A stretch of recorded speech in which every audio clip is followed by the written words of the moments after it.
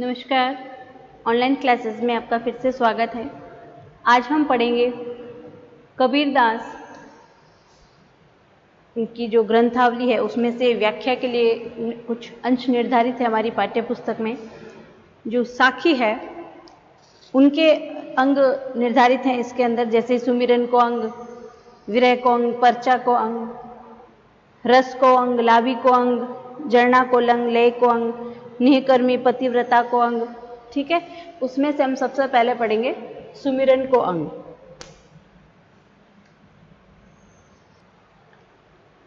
सुमिरन यह स्मरण का तद्भव रूप है।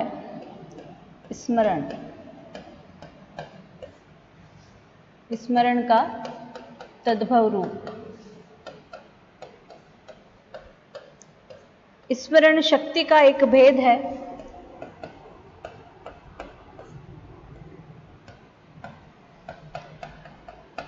शक्ति का एक भेद है।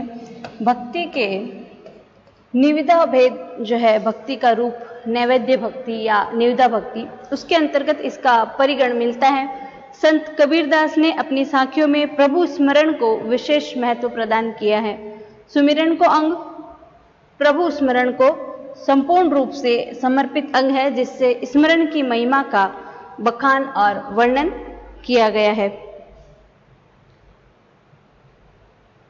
तो इसमें सबसे पहले है भक्ति भजन हरि नाव है, यूजा दुख अपार, मनसा वाचा कर्मणा, कबीर सुमिरन सार।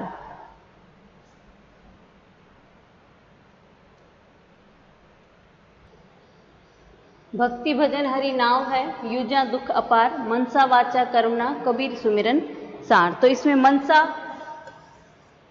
इसका अर्थ क्या होता है? मन से। वाचा यानी वचन से, और कर्मणा यानी कर्म से।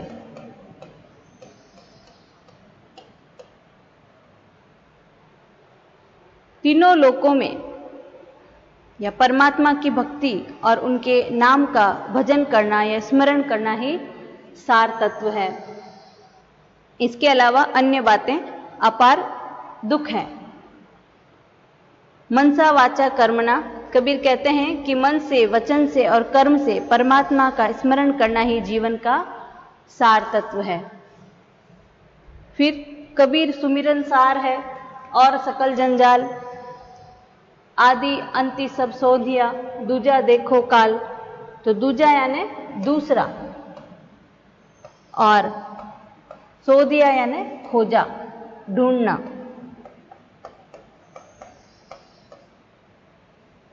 तो कबीर कहते हैं कि प्रभु का स्मरण ही सार तत्व है, और सारी चीजें जो है जंजाल है, माया में लिप्त करने वाली है। आदि और अंत, ये सब, इन सब को खोजने के बाद अन्य सारी चीजें व्यक्ति को नष्ट करने वाली है। तो आदि और अंत सब खोज करके ज्ञान प्राप्त कर लिया और जान लिया है कबीर ने कि अन्य सारी चीजें व्यक्ति को नष्ट करने वाली है। उसी प्रकार पंच संगी पिव पिव करे, छठा जो सुमिरे मन, आई सुती कबीर की पाया राम रतन।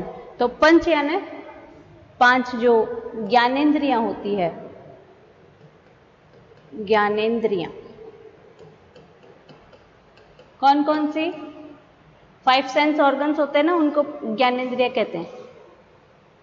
आंख, कान, नाक, जीभ और त्वचा। जू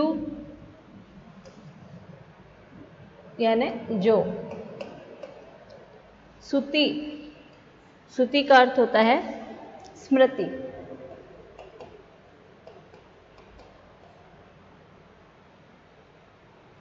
कबीर कहते हैं कि प्रभु नाम का विस्मरण हो गया था।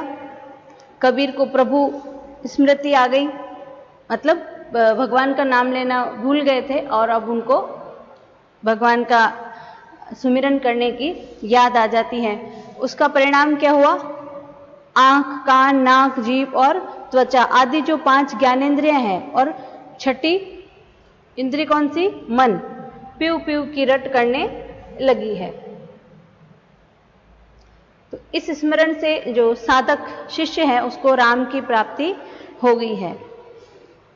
तो जो कबीर वाङ्मय है उसमें जो भाग 3 है उसमें अन्य प्रकार से इसका अर्थ किया गया है। वहां लिखा गया है कि कबीर कहते हैं मेरी पांचों इंद्रियां उसी प्रकार से अपने प्रिय परमात्मा की रट लगाए हुए है जैसे चातक स्वाति नक्षत्र की आशा में प्यू प्यू रटता रहता है। मेरी जो छठी इंद्री है मन, वह उसी प्रभु का निरंतर स्मरण करती रहती है। तो कबीर सीप के समान है जिससे स्वाति के बूंद गिरते हैं, तब वह राम रूपी मुक्ता दल को पाकर के विहल हो जाता है। इसी प्रकार मेरा मन सुमिरे राम को, मेरा मन राम ही आही, अब मन राम ही है रया, शीस नवावो काहि। तो इसका भावार्थ है कि मेरा मन राम का स्मरण करता है, स्मरण करते करते मेरा मन राम राम हो गया है, राममय हो गया है। जब मन स्वयं राममय हो गया है तब किसके सामने शीश झुकाया जाए। ठीक है, तो इसमें जो शक्ति की साधना है उनकी 3 दशाएं बताई हैं। जैसे मैं उसका हूं, यह मेरा है और मैं वही हूं। तो ये जो साखी है इसमें भक्ति की तीसरी अवस्था का दर्शन किया जा सकता है। फिर तू तू करता तू भया, मुझ में रही न हूं, वारी फेरी बली गई, जित देखो तित तू। तो वारी यानी बलिहारी, बलिहारी है ना, और फेरी यानी चक्कर काटना, परिक्रमा।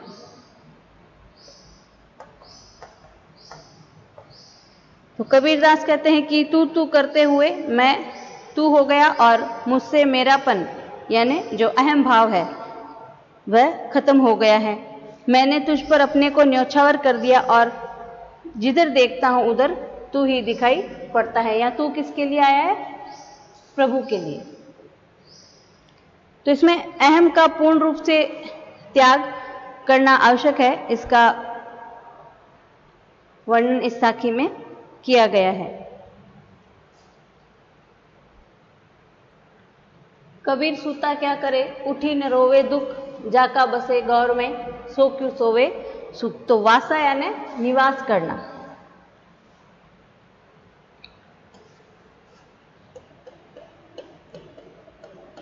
और गौर कहते हैं कब्र को।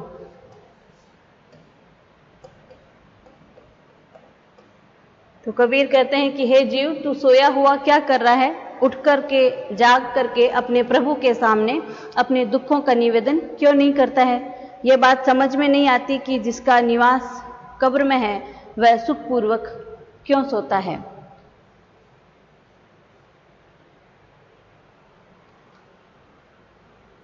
उसी प्रकार एक अन्य साखी भी है कि कबीरा सूता क्या करे, गुण गोविंद के गाय, तेरे सिर पर ही जम खड़ी, खरच कदे का खाए।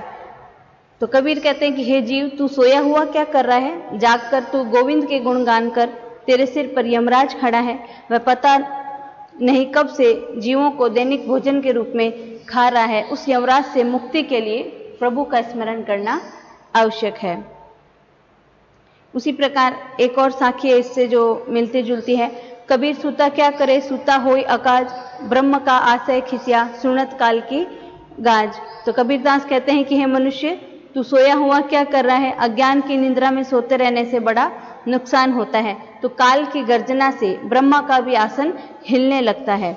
तो कबीर ने इस साखी के माध्यम से ये कहा है कि काल यानी यमराज बड़ा शक्तिशाली है, उसकी शक्ति से सारे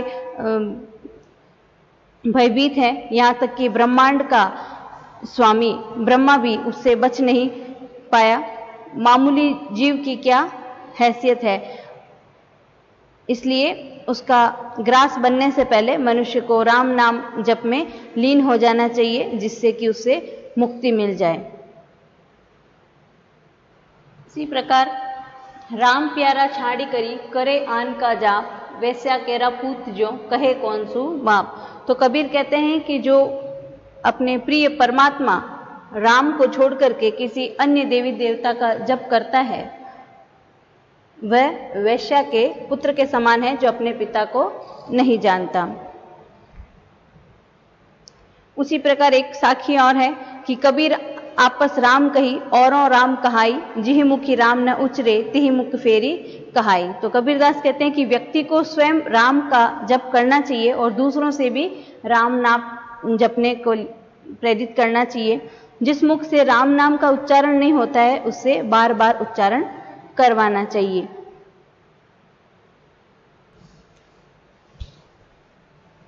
अगला है लंबा मार्ग दूरी घर विकट पंथ बहुबार, महो संतो क्यों पाइये दुर्लभ हरि दीदार। विकट यानी कठिन या दुर्लभ, दीदार कहते हैं दर्शन को।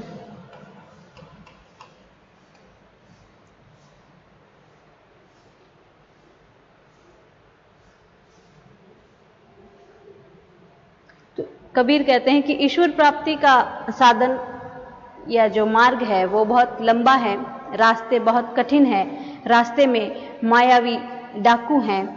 ऐसी स्थिति में कबीर संतों से पूछते हैं कि हे संतों, बताइए उस दुर्लभ हरि का दर्शन कैसे प्राप्त किया जा सकता है।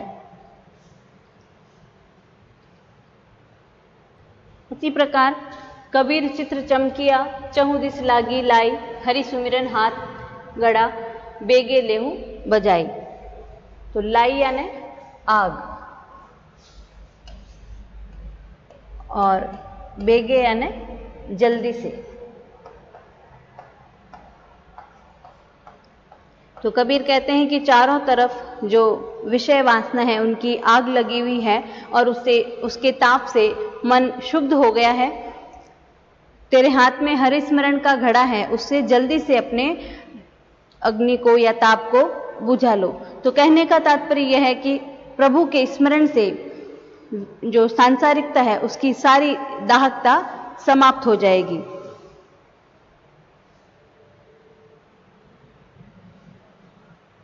फिर है विरह को अंग।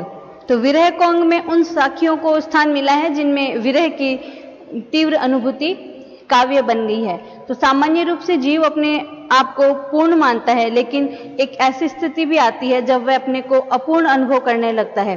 तो ऐसी स्थिति में जीव पूर्णता के लिए व्याकुल हो उठता है। यह जो अंश है, तो अंश जो अंश से मिलने के लिए व्याकुल हो उठता है, तो जीव की ऐसी व्याकुलता ही विरह स्थिति कहलाती है। तो विरह का अर्थ क्या होता है? विशेष रूप से दंडित होने की स्थिति।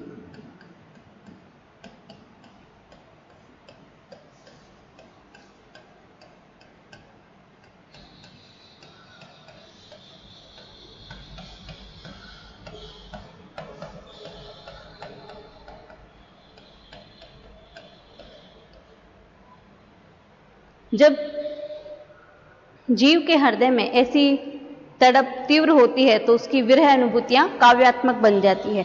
तो ऐसी अनुभूतियों का वर्णन ही इस विरह को अंग में प्रस्तुत किया गया है।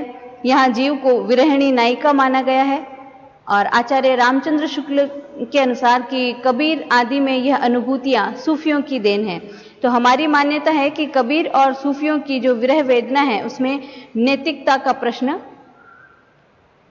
हमारे सामने आता है, क्योंकि सूफियों को ईश्वरीय और सांसारिक जो स्थितियां हैं उनका निर्वाह करना पड़ता है। तो इसलिए कबीर की जो विरह वेदना है उसमें आध्यात्मिक अर्थ में सूफियों से अधिक प्रभावपूर्ण बन गई है। जैसे अंबर कुंजो कुरलिया गर्राज भरे सबताल, जीनी ते गोविंद बिकुंटे तिनके कौन हवाल। तो अंबर यानी आकाश, कुंजा यानी जो क्रौंच पक्षी होता है, कुरलिया चीखने लगे, गर्राज यानी गुंजायमान होते हुए, जिनते यानी जिनसे, हवाल यानी दशा। तो आकाश में क्रौंच पक्षी अपनी जो प्रिया है उनकी विरह वेदना से रो रहा है और उसके अश्रु से धरती के सारे सरोवर भर गए हैं। बादलों ने भी उसकी वेदना में सहानुभूति दिखाई। जब केवल एक दिन के वियोग से एक पक्षी की अवस्था हो जाती है तो उस जीव का क्या हाल होगा जो अनेक जन्मों से परमात्मा से अलग है। तो इसमें जो क्रौंच पक्षी है उससे संबंधित जो कथा है उसका प्रयोग यहाँ किया गया है। और गर्राज भरे सब ताल में ध्वन्यात्मकता का प्रयोग हुआ है। और विरह की चरम अवस्था में रोकर के ताल भरे से एक निष्ठा का भाव जो है वो हृदय स्पर्शी दिखाई पड़ता है। और अंत में जीवर की जो जीव है उसकी ईश्वर से वियोग की जो दशा है उसी स्थिति को क्रौंच पक्षी के विरह के संदर्भ में यहाँ पर चुना गया है। फिर है वासुरी सुख नो रैणी सुख ना सुख सुपने माही कबीर बिछुटिया राम सु नो सुख धूप न छाही। तो कबीर कहते हैं कि जीव राम का ही अंश है, इसलिए उसे तब तक सुकून नहीं मिलता है जब तक वे राम से नहीं मिल जाता। और राम के विरह में तड़पती जो जीवात्मा है उसको ना दिन में चैन मिलता है ना रात में, तो उसे सपने में भी सुख प्राप्त नहीं होता है। जीव धूप और छाया दोनों में तड़पता रहता है, तो वह इधर उधर सुख की तलाश करता है, लेकिन उसको हर जगह दुख ही प्राप्त होता है। इसलिए उसे असली सुख किसमें है? प्रभु स्मरण करने में या राम से ही मिल सकता है। तो भिन्न भिन्न परिस्थितियों में धूप और छाया सुख के कारण हो सकते हैं, लेकिन यदि मनुष्य का भौतिक संसाधनों में लिप्त होना ये निरर्थक बताया गया है और राम को मूल रूप से सुख साधन बताया गया है। उसी प्रकार मुआ पीछे जिनी मिले कहे कबीरा राम पाथर घाटा लोह सब पारस कोणे काम। तो मुआ पीछे यानी भरने के बाद, जिनी यानी मत, घाटा यानी समाप्त हो गया। तो कबीर कहते हैं कि हे राम, मरने के बाद आप दर्शन देने न पहुंचे, क्योंकि विरह रूपी पत्थर ने शरीर रूपी संपूर्ण लोहे को ही समाप्त कर दिया है। तो पारस रूपी प्रभु आकर के क्या करेंगे? यदि आप मिलने भी आएंगे तो कोई लाभ नहीं होगा, क्योंकि आपसे मिलने की जो इच्छा है या अभिलाषा है वो केवल क्या बन चुकी है?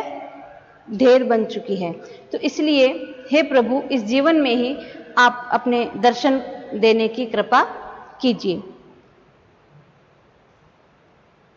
तो इसमें अभिधार्थ बताया गया है कि पत्थर पर घिसते यदि सारा लोहा ही समाप्त हो जाए तो पारस पत्थर भी उससे घिसे हुए को सोना नहीं बना सकता। तो उसी प्रकार की जो स्थिति है वो जीवात्मा की बतलाई गई है। अगला है यहु तन जालो मसी करूं ज्यों धुआं जाई सरगी मति वे राम दया करे बरही बुझावे अंगी। तो कबीरदास कहते हैं कि सच्चा साधक जब प्रभु के विरह में तड़प तड़प कर दुखी हो जाता है तो वह कहता है कि हे प्रभु, अब मैं थक चुका हूं और अपने इस शरीर को जला करके भस्म कर रहा हूं, तो इसका धुआं स्वर्ग तक जाएगा और संभव है कि उस धुएं को देख करके प्रभु मुझ पर दया करे और दर्शन रूपी वर्षा करके इस विरह अग्नि को बुझा दे। तो इसमें जो विरहनी है उसकी विराग्नि को शांत करने के संदर्भ में साधनों के अभाव में विरहनी स्वयं अपने तन को जला करके धुआं उठाना और फिर वापस धुएं से बादल बनना और बादल से वर्षा होना और वर्षा से अग्नि की शांति का तरीका या उपाय खोजती है। तो यहाँ वर्षा के जो वैज्ञानिक कारण है उनका उल्लेख किया गया है। उसी प्रकार जिही सारी मारी काली सो सर मेरे मन बसिया तिही सरी अजहू मारी सर बिन सच पाऊं नहीं। सरी कहते हैं बाण को।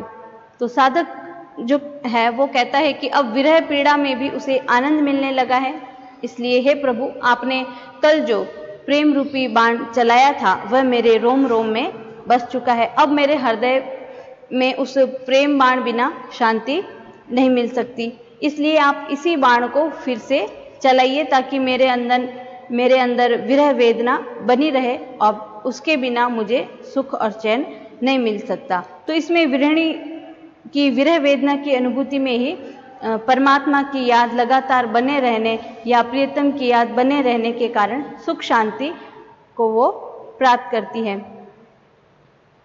उसी प्रकार विरह भुवंगम तन बसे मंत्र न लागे कोई राम वियोगी ना जीवे जीवे त विरह होई। तो विरह रूपी शरीर में विरह रूपी सर्प जो है वो शरीर में बसा हुआ है, उसे बाहर निकालने के लिए सारे जो प्रयास है, जो मंत्र है, वो असफल हो चुके हैं। राम का वियोग या तो जीव नहीं जीता है तो संसार की दृष्टि में वह पागल होकर के जीता है। तो कहने का तात्पर्य है कि उसकी संसार के प्रति कोई आसक्ति नहीं रह जाती है। तो इसमें विरह भुवंगम में रूपक अलंकार है और ईश्वर की अनुभूति मिटाई नहीं जा सकती। उसी प्रकार सब रंग तंत रवाब तन विरह बजावे नित और न कोई सुने सके वे साई के चित। तो साधक का शरीर विरह में डूबे हुए वाद्य जैसा हो जाता है, उसकी सारी जो रगें हैं वो तंत्रियां जैसी होती है। विरह उसे नित्य बजाता रहता है, लेकिन उस धुन को कोई और नहीं सुन सकता। उसे या तो वह साधक स्वयं सुन सकता है या उसके प्रभु सुन सकते हैं।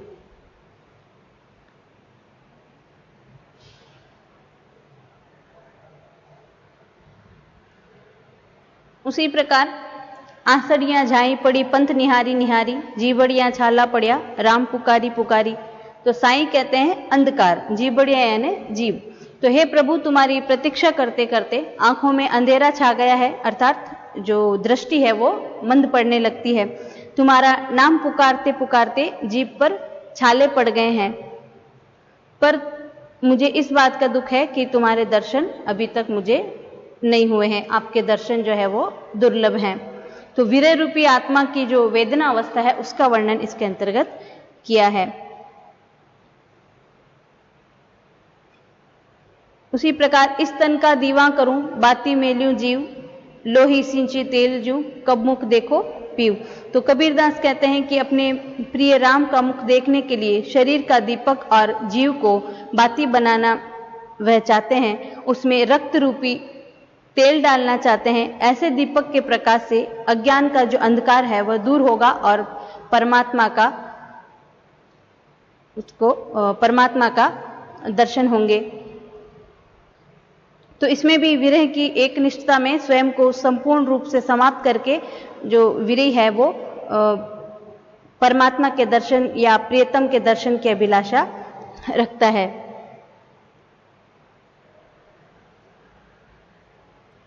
अगला है के विरहनी को मीच दे के आपा दिखलाए, आठ पहर का दांजना मोपे सहाना जाए। तो के यानी या, आपा यानी अपना जो स्वरूप है, दांजना कहते हैं दग्ध होना, संतप्त होना, मोपे यानी मुझसे। तो कबीर कहते हैं कि हे प्रभु, इस विरहिणी को मृत्यु दे दो या अपना दर्शन करा दो। विरह व्यथा में दिन रात आठों पहर का संतप्त होना अब मुझसे नहीं सहा जाता। तो कहने का तात्पर्य यह है कि हे प्रभु, अब विरह व्यथा अपनी चरम सीमा पर पहुंच चुकी है, कृपया अपने दर्शन करा दीजिए। तो इसमें विरहिणी की तीव्र अनुभूति का वर्णन करते हुए कबीर ने आठों पहर उस वेदना के कष्ट को असंख्य मान करके मृत्यु की आकांक्षा करना या दर्शन की इच्छा रखने की प्रस्तुति की है। और जीवात्मा इस तड़पन को सहन नहीं कर पाती है, यह उसकी चरम अवस्था का वर्णन है। और वियोग की अंतिम अवस्था मृत्यु को प्राप्त होगी। तो आज की क्लास में हमने पढ़ा कबीरदास के